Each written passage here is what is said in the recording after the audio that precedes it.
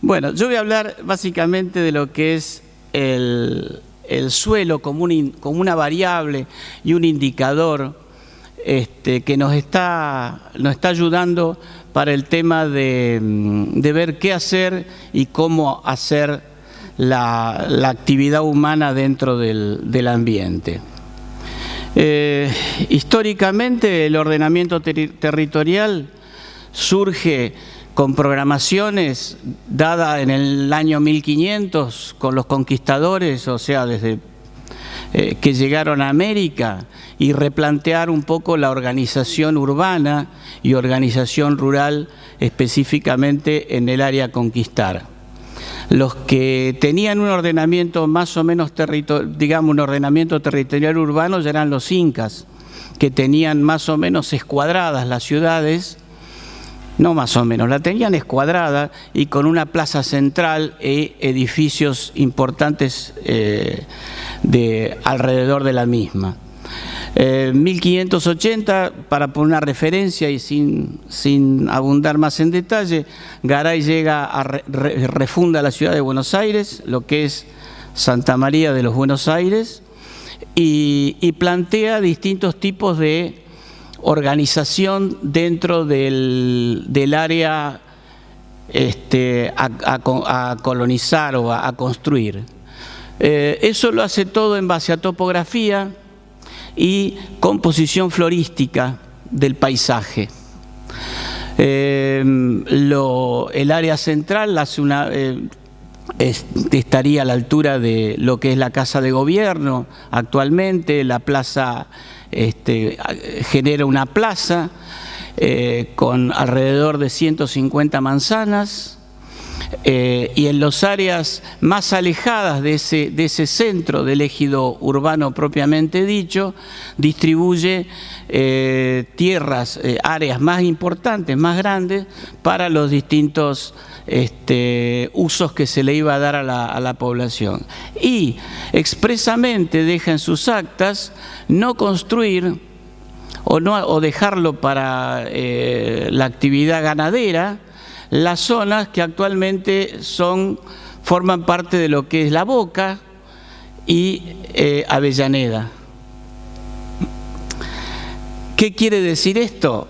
Que sin necesidad de gran tecnología, simplemente observando el ambiente, observando el paisaje, tenemos algún tipo de información real de cómo funcionan los sistemas.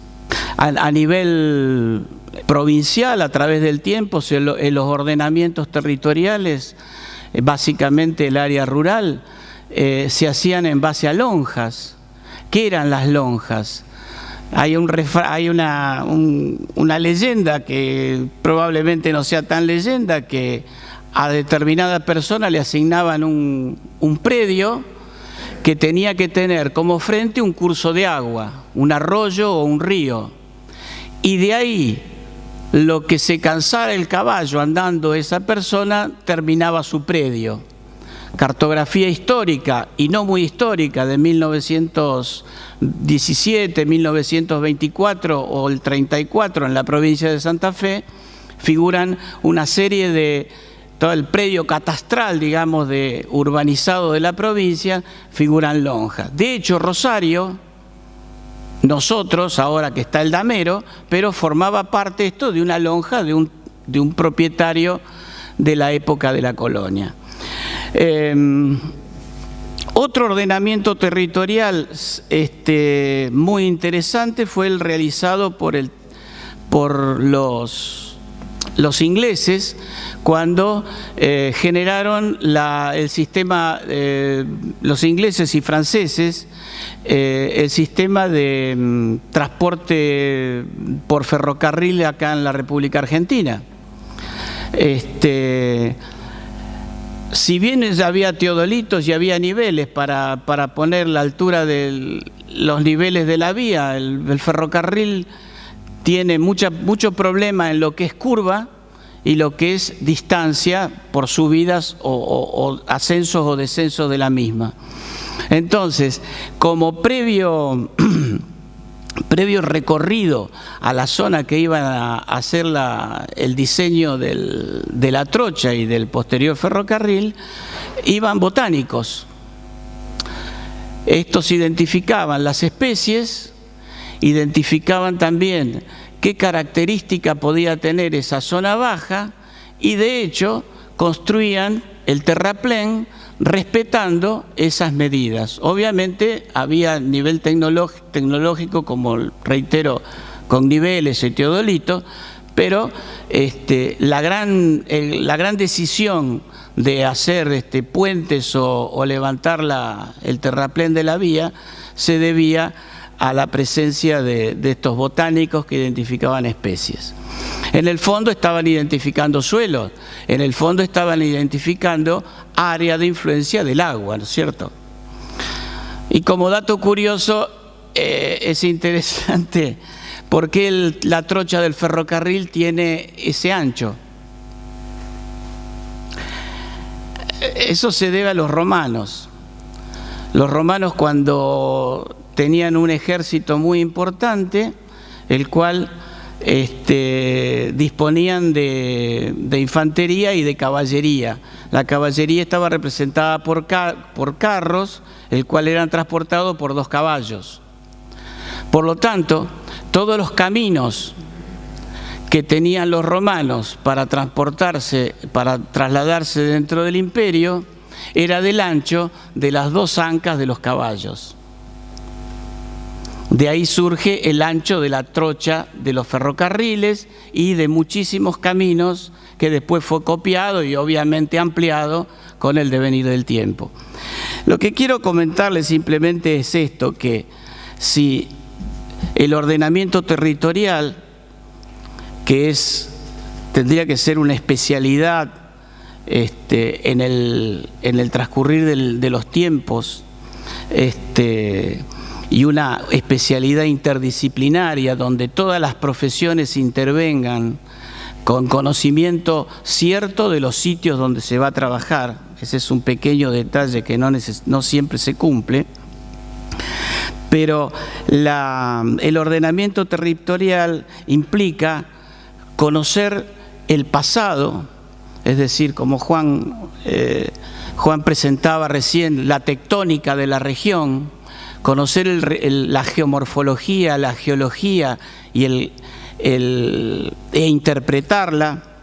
De esa manera podemos interpretar el presente, si no, no tenemos antecedentes, y la falta de antecedentes hace que una serie de obras, citas acá en la provincia de Santa Fe, no las entendemos por qué ocurre eso o por qué está pasando este problema. Y de esa manera interpretamos el presente y podemos prever el futuro.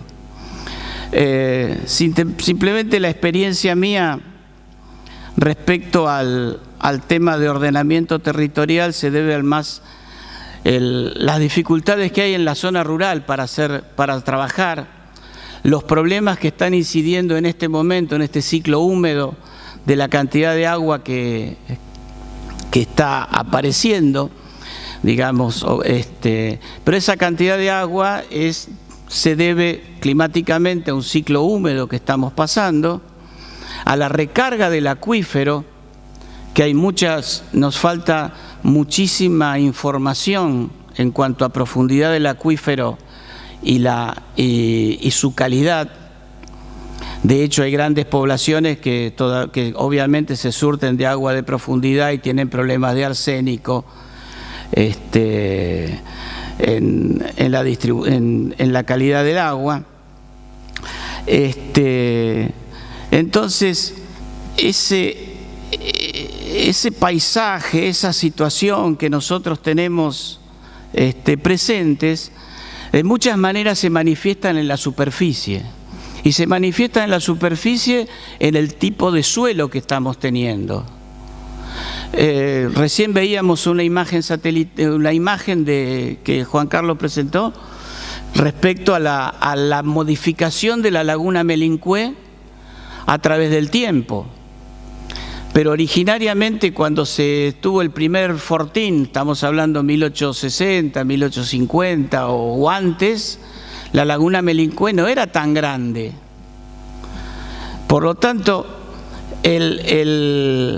esta modificación de la laguna Melincue es posible y probable que se dé en este ciclo y después venga un ciclo seco y después vuelva a retraerse. Pero bueno, esos son los antecedentes que se manifiestan precisamente en el suelo.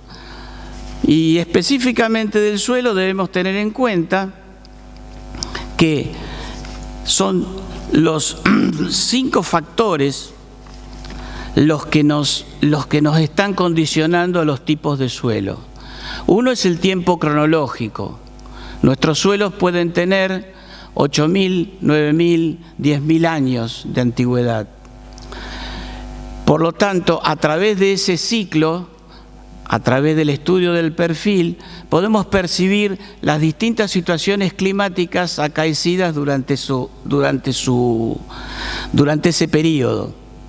Otro de los elementos importantes son los materiales generadores. ¿De dónde provienen los materiales generadores? Para que eso nos condicione la calidad química, física de los suelos. Si bien la región pampeana, los materiales generadores vienen o del sur o de la zona oeste a través del viento, el modelado eólico, como se mencionaba recién en una imagen. Sur de Santa Fe tiene un modelado eólico. Básicamente son arenas transportadas por el viento que en este momento, debido a las precipitaciones, tienen otro uso, porque eso era el famoso desierto de la época de roca. Otro de los elementos que está muy vinculados al tipo de suelo es la condición climática. No tenemos los mismos climas y por ende no tenemos la misma evolución de los suelos a través de los tiempos. La materia orgánica, digamos, que está muy vinculado al clima, en especial a las precipitaciones y temperaturas, nos está también trayendo información respecto a la característica de esos tipos de suelo. Pero básicamente, para ser breve con respecto a las características actuales de los suelos que tenemos en la provincia de Santa Fe, podemos inferir determinadas condiciones, básicamente de paisaje. Una de ellas es la presencia de sales, de cloruro de sodio en superficie, que eso nos está indicando la presencia de sodio, zonas topográficas de cloruro de sodio, zonas topográficamente bajas, con una vegetación especialmente adaptada a esas condiciones, porque no todos los vegetales crecen en ese ambiente. Y el hecho de ser topográficamente sugiere o indica la presencia de que determinado nivel de precipitación va a generar una área inundable. Las diapositivas vistas recién en esta última charla menciona perfectamente cómo es la cuenca del arroyo, de los arroyos cercanos a Rosario, donde el ordenamiento territorial no ha tenido muy en cuenta todo este tipo de circunstancias. Por ejemplo, el tema de la urbanización que se da sobre la Ruta 9, la cuenca del Ludueña. El otro hecho importante que se mencionó recién fue las cascadas del arroyo Saladillo. Nuestro material generador es sueltos, denominado loes, que es muy fácil o muy vulnerable su transporte, ya sea por viento o por agua. Por viento en épocas de intensa sequía y por agua en épocas de intensas precipitaciones. De hecho, esas dos cascadas que se generaron en el arroyo Saladillo están muy vinculadas a la canalización y la rectificación del curso del arroyo aguas arriba en la zona de Puente Gallegos y un poquito más arriba. Es decir, que las obras que que generamos para hacer ciertas mejoras, si no tenemos en cuenta conceptos básicos de los tipos de suelo que tenemos presentes, en general terminan en problemas. Y problema podría ser que ese puente de Calle Ayacucho no tarde mucho tiempo en tener que replantearlo. El arroyo Pavón es otro de los que está sufriendo importantes modificaciones, básicamente porque tiene una cascada de aproximadamente 5 o 10 metros de altura de acuerdo a los niveles hídricos del arroyo, pero está recibiendo aguas de la cuenca del arroyo de la laguna Melincué, y ahí tenemos un trasvasamiento de cuenca y tenemos caudales importantes con una calidad de agua distinta a la típica del arroyo Pavón. Por lo tanto, se está salinizando gran parte de la cuenca, sobre todo en las zonas bajas, porque eso se comunica, esa agua se vincula con la napa freática. En síntesis, el ordenamiento territorial requeriría, un poco lo expresado por Biasati en su disertación, la vinculación de todos los actores, sobre todo los actores que están permanentemente vinculados en la actividad o cercanos al productor, profesionales que se capaciten en el tema holístico de lo que es una intervención en una cuenca o la intervención en un ambiente, que dicha intervención no puede ser en aras de un solo objetivo, sino de contemplar dicho paisaje, que el productor entienda que el agua que le sobra a él no le puede servir a nadie si no respeta a la gente, a los productores que están aguas abajo. Me refiero a los canales clandestinos y toda la problemática de trasvasamiento de cuencas. Eso respecto a la parte que está permanentemente, y la parte el productor o el habitante del sitio. Y por otro lado, y no menos importante, es la actividad política, o sea, los presidentes de comuna, intendentes, que se compenetren con el tema. Si bien su permanencia en la función pública en los presidentes de comuna son 2 años, que ya lo mencionó Biasati, tengan en cuenta de que existe tecnología, que existen instituciones en los cuales pueden intervenir, evitando los problemas típicos de la región, donde tenemos inundaciones en los pueblos, donde antes teóricamente no las había, que probablemente esos pueblos no estén bien ubicados. Como ejemplo tenemos la localidad de Álvarez. Si nos fijamos en los suelos y obviamente en la geomorfología y en la manifestación de los paleocauces, en el medio del pueblo hay un curso de agua. Ese curso de agua se urbanizó, se tapó. No obstante, se han hecho canales para tratar de pasar el agua, pero como anécdota, estaban construyendo una casa y como no hay desagües cloacales, estaban haciendo el pozo negro, encontraron el caparazón de un gliptodonte en ese lugar del Bajo. O sea que podemos regresar sin necesidad de muchas complicaciones. Entonces, simplemente desde el punto de vista de la actividad rural y de la actividad real desde el punto de vista productor, funcionario público, estoy hablando a todos los estamentos, se necesitan planes de organización, planes lógicos, y que los intendentes, presidentes de comuna, no sé si hay alguno acá y le ofrezco si necesitan colaboración, asumir que estamos en un ambiente frágil, en un ambiente donde la problemática puede ser muy costosa, que si bien hay obras, por ejemplo, como la de la presa retardadora de Ludueña,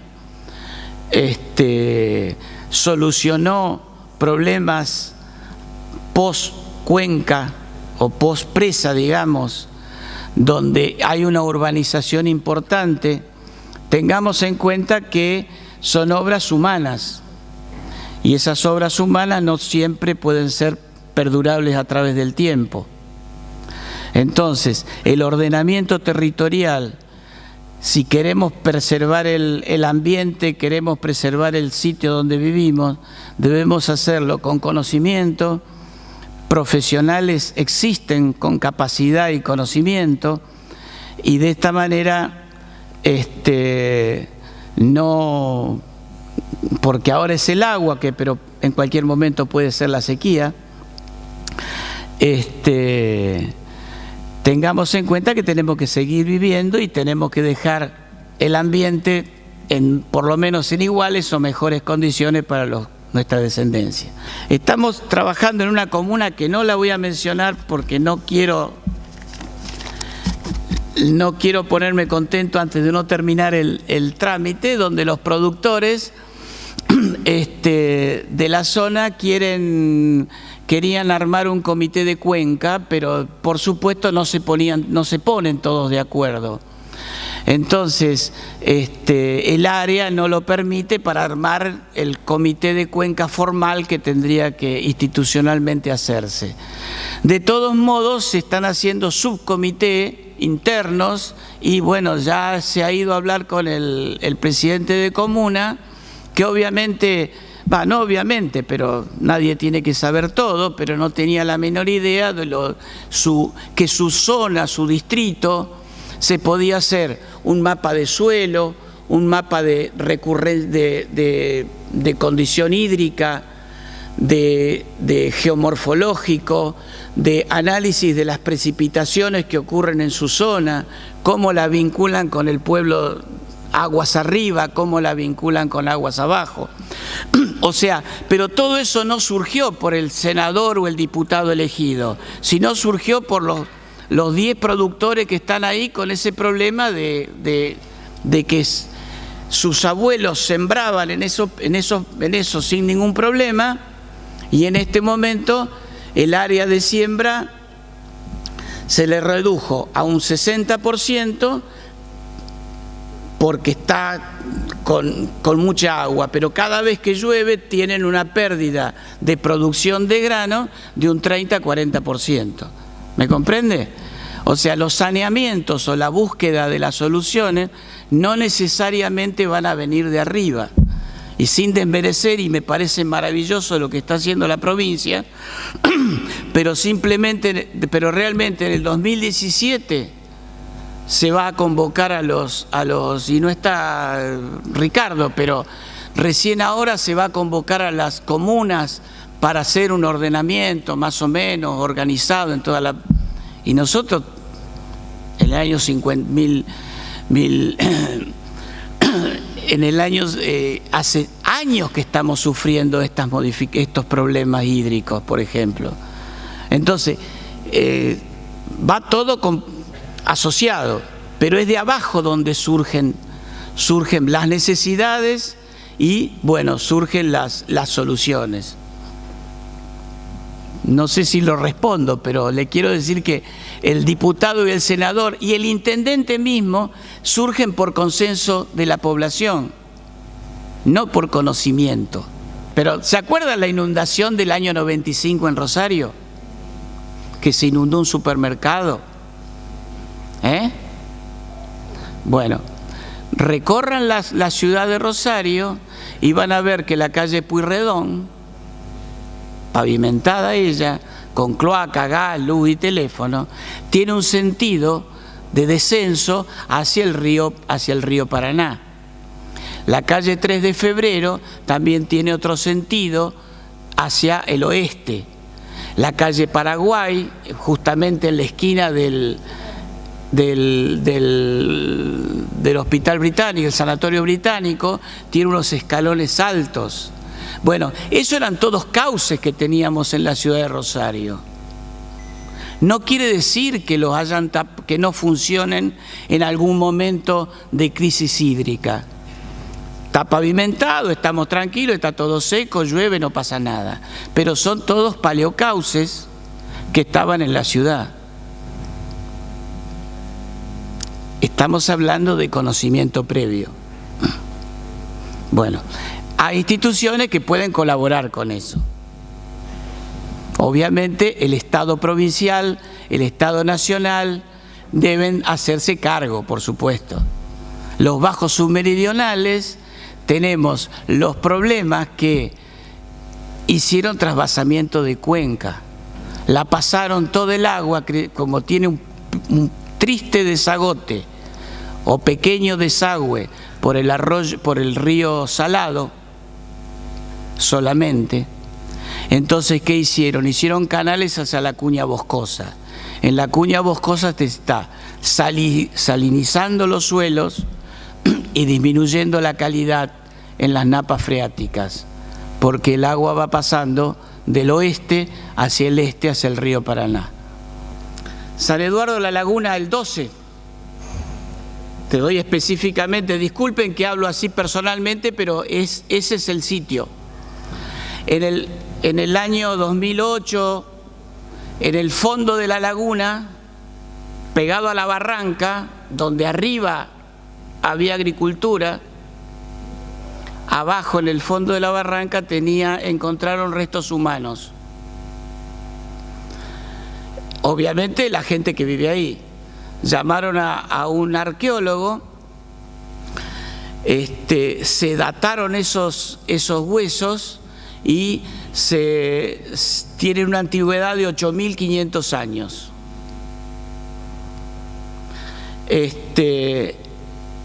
Empecemos con la prehistoria. Es en un sitio donde había restos de roca, restos de materiales, huesos de 8.500 años. En ese sustrato que yo fui por el tema caracterizar el suelo. De ahí para arriba, de ese cuerpo, y un cuerpo de adulto y un cuerpo de un niño, está todo ese material arenoso de la zona de Venado Tuerto hacia el sur. Bueno, eso nos está diciendo que si había gente que caminaba por ahí, evidentemente no era ni tan salado la zona, ni tan complicado para trasladarse, imagínense, caminando, con familia, con grupos humanos. Entonces, después encontramos todo un material de suelos muy poco evolucionado, muy poco desarrollado, que nos está diciendo que la condición natural y normal de esa zona es de sequía, porque es un material suelto, arenoso. No obstante, ahora hace 50 años, 40 años, 8.500, ahora 40 años, está lloviendo, climáticamente está lloviendo mucho más que antes. Por eso se ocupa para agricultura y ganadería lo que antes no se podía haber ocupado. Entonces, esa observación nos está diciendo que si bien ahora yo puedo hacer trigo, maíz, soja, lo que quiera en este momento, en ese material no evolucionado, porque sigue siendo arenoso, estamos hablando de la zona de sur de Venado Tuerto, Rufino, Christoffersen, zona de lagunas, que es una cuenca endorreica, que es la que vimos recién. Entonces nos está diciendo un pasado de una sequía muy importante. De hecho, Roca era la expedición al desierto. ¿Quién se iba a animar de los españoles a ocupar esa región donde había un arenal impresionante? Y como anécdota, en el corto periodo entre Rosas, que hizo su primer campaña con respecto a la de Roca, los mismos vaqueanos que conducían la tropa para los dos ejércitos se confundieron muchísimas veces guiando a la tropa de Roca y de Mitre. Se equivocaban porque los paisajes habían cambiado desde 1820 a 1860, cuando hizo la campaña Roca. Entonces, de todos modos, el fondo de esas lagunas, llámese Melincué, el 12, las Encadenadas, ese material es sumamente rico en carbonato de calcio y en arcillas. Nos está diciendo otro pasado climático. Y eso es lo que mantiene las napas altas. Pero yo no soy especialista en hidrología, entonces no me quiero meter en camino en área que les corresponde a otro. Pero el tema es que cada vez que ocurren precipitaciones en esa zona, al ser arenoso, no hay retención de humedad, desciende inmediatamente, se recarga inmediatamente la napa freática. Y por eso está todo el área complicada. De todos modos, vieron la imagen de Melincué recién, el cuerpo de agua y después toda una zona aledaña desde el punto de vista topográfico y del color de la imagen blanquecina. Bien, ese es el área de influencia real de la laguna Melincué. Por ende, los que conocen la zona, el camino de Melincué a Hugues, repavimentado 3 veces, está totalmente destruido porque justamente está hecho sobre el área anegable de la laguna del Melincué y el área de influencia de esa situación. Entonces, creo que no nos maravillemos tanto de las obras que hay, porque muchas se hacen sin tanto conocimiento o por alguna necesidad política, puede ser, seguro.